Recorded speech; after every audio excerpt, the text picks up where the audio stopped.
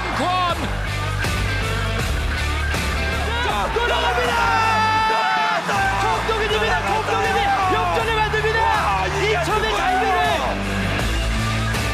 Winners of the AFC Champions League 2020, Ulsan Hyundai.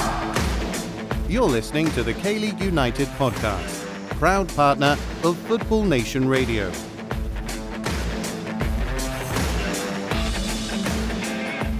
Welcome to another edition of The Weekend with me, Peter Hampshire, looking at Korean football this week from the K-League to the national team. I'm joined later by Paul Neat, Branko, Belan and Steve Price, but first your headlines from the land of the morning calm this week are as follows. Paulo Bento preps his side in Paju ahead of World Cup qualification on Saturday. Kim Min-jae's transfer saga shows no signs of cooling down. 4 players compete for May's Player of the Month award. And Edgar speaks of his desire to continue Daegu's incredible run. And let's jump straight into K-League 1 now, which has seen a reduced schedule this weekend of 2 games on Sunday afternoon. To tell us all about those games and a special interview with in-form Daegu striker Edgar ahead of their matchup with FC Seoul, here's Paul Neat. Yes, Peter, despite there being an international break, there are 2 K-League 1 matches slated for this Sunday afternoon. Songnam FC take on Jeonbuk Hyundai Motors and Daegu FC host FC Seoul. The slightly earlier K-League 1 kickoff this Sunday sees Songnam FC host Jeonbuk Hyundai Motors. Songnam are on a run of 6 league matches without a victory, 7 in all competitions, and so will be determined to capitalise on a faltering Jeonbuk this weekend. Champions Jeonbuk are also in the midst of a sticky patch of form. In fact, the Green Warriors' last win was against Songnam in round 10. Winger Han Kyo-won with the game's only goal in the 75th minute that afternoon. Last weekend, Jeonbuk fought back to salvage a late draw with Takahiro Kunimoto levelling away to Incheon in the dying embers. But the Green Warriors may take solace in knowing that they have had the most touches in the box in the division this term, with 324, a glimmer of hope that a chance might just fall to their leading marksman Stanislav Ilyachenko. Songnam may look to their towering centre-forward too and top scorer Faisal Mulic, as the Magpies have been the most accurate crossers in the division so far this term, with 42.1% of all crosses finding their intended target. Both teams will have some key names unavailable. For Songnam, defender Lee Chang-yong is suspended, whereas Jeonbuk have a handful of first-teamers unavailable due to international duty. Goalkeeper Sung Bum-kun, defender Lee Yu-hyun and midfielder Paek Sung-ho are with the Olympic team, and Lee Young has been called up to Paulo Bento's full Korean national team ahead of the World Cup qualifiers this month. From the last 10 meetings between Jeonbuk and Songnam, Jeonbuk have 4 wins to Songnam's 1. This game kicks off at 4 p.m. this Sunday and can be viewed on tv.kleague.com. Meanwhile, the league's most informed team, Daegu FC, will be looking to extend their unbeaten run to 10 matches in the league, 11 overall, when the Sky Blues host FC Seoul this Sunday. An incredible run of 8 wins and a draw, including a club record 6 on the trot, has moved Lee Byung-gun's side up to 3rd in the K-League 1 table, just 1 point behind Suwon Blue Wings, who have played 1 game more. Seoul's fortunes are somewhat contrasting though, having gone 9 league games without a win. Their most recent victory was against Suwon Blue Wings in round 6. High-flying Daegu have the second best expected goals ratio in K-League 1 with 29.11. Seoul, meanwhile, have the second worst with 16.38. The Sky Blues have been very efficient, having generated such an XG with the least amount of possession in the division at 42.1%. FC Seoul, meanwhile, have had the 4th most amount of possession in K-League 1 this season with 51.8% on average. Making more use of their possession will be the task at hand for Daegu away this Sunday. FC Seoul's last trip to DGB Daegu Bank Park ended in a 6-0 loss, with club legend Dejan Damjanovic scoring the 6th. The record over the last 10 meetings is dead even though, with both teams picking up 3 wins and 4 draws. But when the two sides met earlier this season, it was Edgar Silva who scored the game's only goal, converting from close range. The goal was Edgar's first of the season and first of 4 in 4 straight matches. enough to earn him the April K-League Player of the Month award. I spoke to Edgar earlier this week to see what he had to say about that award and FC Seoul coming up this Sunday. All right, Edgar, thank you very much for your time. How are you? I'm okay, I'm good. Now, it's obviously an international break at the moment, but you have a game this weekend, a rearranged game with FC Seoul. But it's been a very busy start to the season, so a break might have been quite nice for you. But you are in such great form. Maybe that because of that form, you want to just keep playing.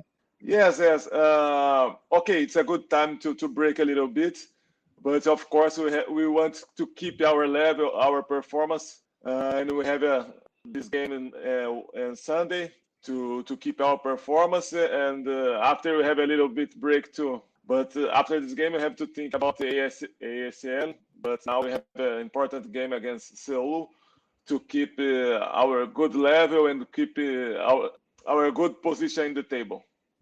For sure. Well, the team is in great form. So are you. You were Player of the Month for April, so congratulations on that. You must be very happy with how the season is going for you and for the team. Yes, I'm so happy about this because I had a big injury last year and I got surgery from my Achilles tendon. It was a difficult time. Everybody knows when we have some problem like this, it's difficult to come back, and it was hard time. And I could work well. I could come in a good shape. Of course, I needed a little bit time to adapt again. And that time, Daegu started not so good in the league. But when I came, we could play well. We could won the games, and with my performance, I could score the goals and help the team. I was so happy, and thank you for everyone and my teammates to help me to won that Player of the Month. And I hope I can keep high level and with the team, and we can keep like this all the season. For sure, yeah. Well, like you said, it is Seoul this Sunday. Now, you scored the winning goal in the last game. That was your first of the season. And then after that, you just kept scoring. Yeah, yes. This was good month. Even when I didn't last month when I didn't score, but I could help the team with some assist and with some movements to open space to other players to score. This is my job. I need to, of course, I'm striker. I need to score the goals, but when I could score, I have to help the team and find some space to Cezinho or to other players score. And importantly, we win the game. And I hope Sunday we can win, and also I score again. Yeah, for sure. Now, but as a striker, do you think that sometimes this is how it happens? You score once and then suddenly everything that you touch turns to goals. Yeah. Sometimes we have like this feeling. We can say like a feeling sometimes we have to say our first thought. If you give our first pass in the ball, it's right. We said, okay, this game we have to, we know it will be good. And if we first pass or first shoot, it's goal. It's it will be amazing game. And that game, so when we start, I know, okay, I'm feeling okay. I can score. I can play well. And I scored, and we won the game. And it was very difficult time for the good at time. I think we won just one game against Ulsan and lost many games and draw. We must win that game, and we could win, and it was good time. For sure. Well, Edgar, thank you very much for your time. Good luck this weekend. Good luck in the ACL qualifying match, and I'm sure all fans of the K-League want to see Daegu back in the group stages. So good luck with that as well. Thank you very much. Thank you so much. I hope we can do a very good game in Uzbekistan and qualifying to Champions League. I know all Korea and wants to more team to stage of group, and we will do our best to qualify.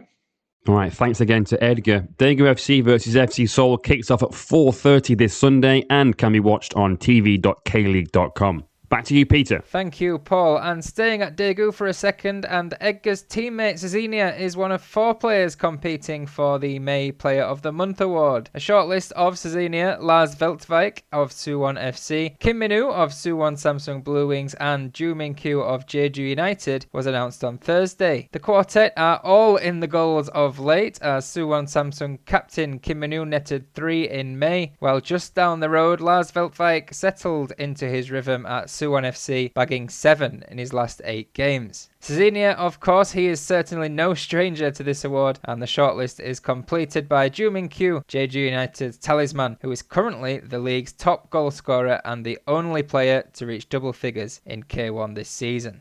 Fans can actually have their say in K-League's Player of the Month awards, with 25% of the vote being decided by the supporters and 15% through FIFA Online. Now, I'm not sure what his FIFA gaming ability is like, but it's time to cross over to the beautiful island of Jeju to hear about this weekend's action in K-League 2 from Branko Belan.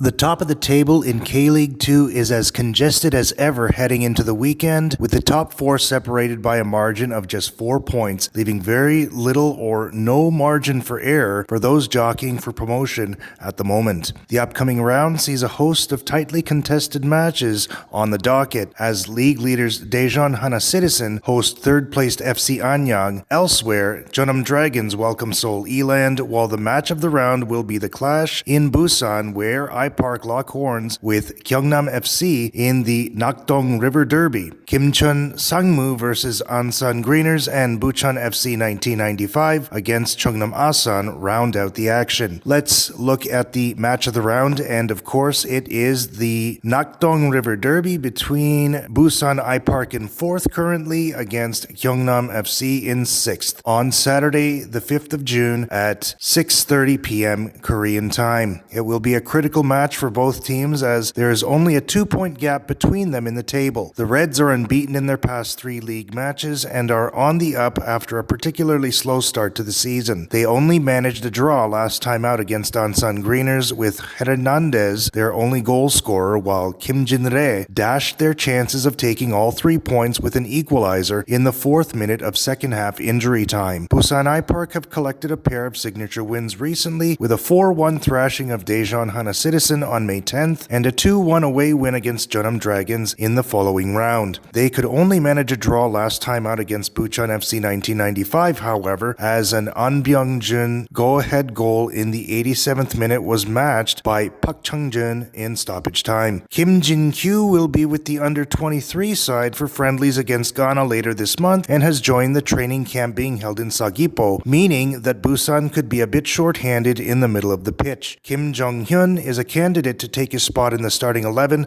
but Park Ho-young could be pushed up from center back into the defensive midfield role. Park Jong-in could get the start up top over Lee Sang-hun and An Byung-jun if Ricardo Perez decides to rotate at all this coming weekend. For Gyeongnam, Willian and Hernandez are back in the fold, while Im Min-hyuk is still a few weeks off from a full return to the squad, as he is still dealing with an injury. The rest of the squad will be at Seoul Ki-hyun's disposal. In the only previous meeting between the sides this season, Busan came away winners by a score of 2-1, with Chae-jun and An Byung-jun providing the goals for Park, while Ko Kyung-min got a late consolation goal for the Reds in time added on. Gyeongnam does have the better head-to-head record though, with 14 wins to Busan's 10, while 6 contests between the two have ended in a draw. Busan does have the edge in goals scored by a count of 37-35. The latest installment of the Nakdong River Derby is sure to be another tense one, with bragging rights and a lot more on the line. Now moving on to the team of the round, and it's Kimcheon Sangmu. Kim Tae-won's men enter the coming weekend in the midst of a 5-match unbeaten run, with an opportunity to leapfrog their opponents this weekend in Ansan Greeners if they can manage to come away with a win.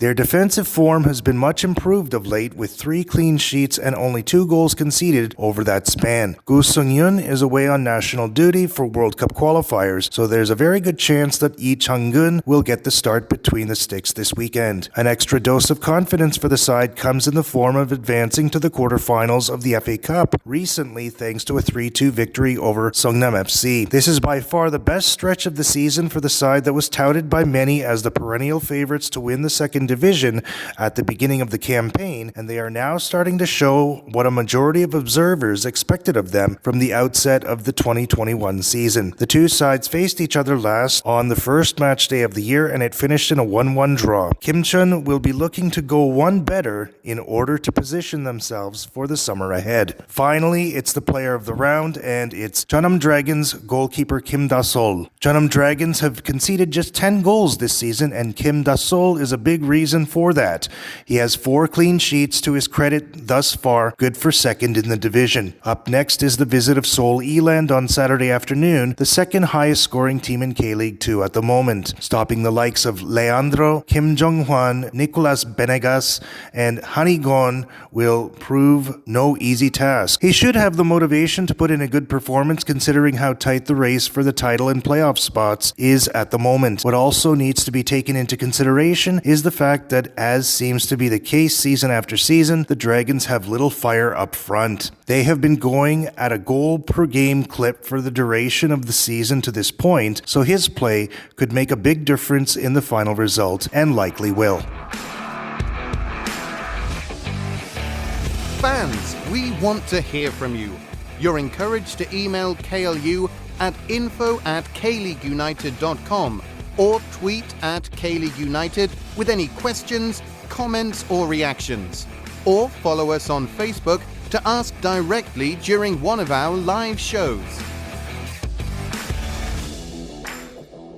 Thank you for that, Branko. On to national team affairs then, and after a week of training in Daegu, the Korean squad will make the short trip down to Goyang for the first of their 3 remaining Group H World Cup qualifying games. Turkmenistan are the opponents, a side largely made up of 7-time consecutive Turkmen Yukari Liga winners Altyn Asir. With the visitors not having played as a national team outfit since 2019, Bento may not know what to expect. He also has a couple of fresh faces in the squad with the likes of informed K-League stars Ikije and Jungsang Bin. K-League United's national team correspondent Steve Price tells us more of what to expect this Saturday. South Korea are in World Cup qualifying action this international break, taking on Turkmenistan on Saturday, Sri Lanka on Wednesday and Lebanon the following Sunday. They currently sit atop Group H with 7 points from 3 games following North Korea's withdrawal from the competition. 7 points from their remaining 3 games should be enough for Paulo Bente's men to reach round 3. All 3 matches will take place in Goyang in front of socially distanced fans, and South Korea can draw upon their Europe-based stars like Son Heung-min, Hwang Hee-jo and Hwang Hee-chan for these crucial matches. Paulo Bente has also called up Gangwon's Kim Yong-bin, Suwon Blue Wings Lee Ki-jae and Jong Sang-bin, and Pohang's Kang Seung-woo and Song Min-gyu, who could all make their full international debuts. The first of South Korea's games is against Turkmenistan, who they previously beat 2-0 in Ashgabat, with Na Sang-ho and Jong Woo-young on the scoresheet that day. But with only 3 matches played in the last 18 months, South Korea could be a bit rusty. They'll be looking to get their form back on track after a 3-0 loss to Japan in Yokohama back in March. Turkmenistan suffered the most from North Korea's withdrawal, seeing their win in Pyongyang wiped from the records. That means they just have 6 points from 4 games, having lost to both South Korea and Lebanon earlier in qualifying. Turkmenistan need at least a draw against South Korea to have any chance at all of progressing to the next round. South Korea's match against Turkmenistan takes place at 8 p.m. on Saturday. Over on Jeju Island, Kim Hak-bong's Olympic team will continue their preparation for Tokyo 2020 with 2 practice matches against Ghana on June 12th and June 15th. The Olympic squad includes Europe-based players such as Lee Kang-in, Lee Seung-woo and Jong Woo-young. The K-League players in the Olympic team will briefly return to their clubs for this weekend's K-League fixtures. Thank you, Steve. And a touch more on national team matters. Media in Portugal suggested this week that Kim Min-jae has agreed a deal with Italian giants Juventus. The Turin-based side are said to have met Beijing Goan's €45 million buyout clause. However, there is said to still be a long way to go in negotiations with other European-based clubs interested in the 24-year-old's signature. Don't forget to have a browse on kleagueunited.com and follow our social media channels for lots of exclusive content. I know Paul's been busy interviewing half the league lately, and Patreon members get extra access to those. Also on Patreon, there's plenty of information and questions answered for our So Rare members as well. That's all from me, Paul, Branko and Steve. Until next time.